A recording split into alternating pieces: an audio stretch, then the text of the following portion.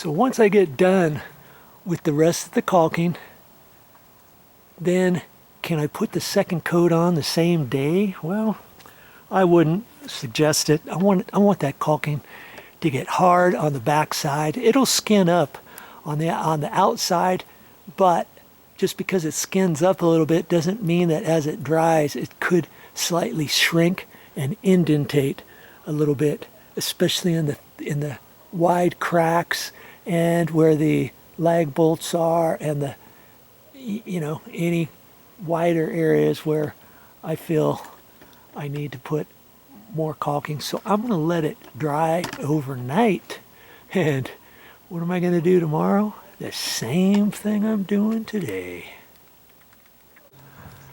And they said it couldn't be done.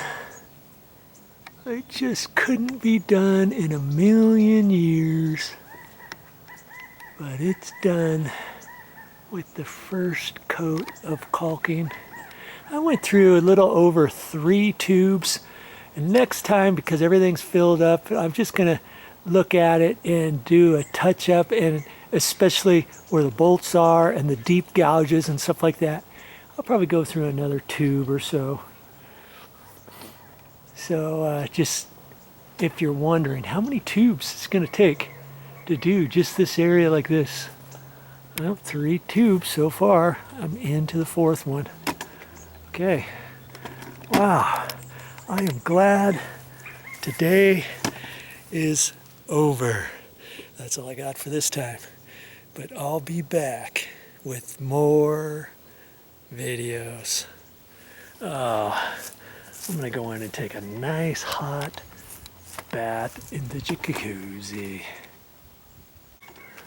Well, just in case you're wondering too, try to work off of an extension ladder for 4 or 5 hours.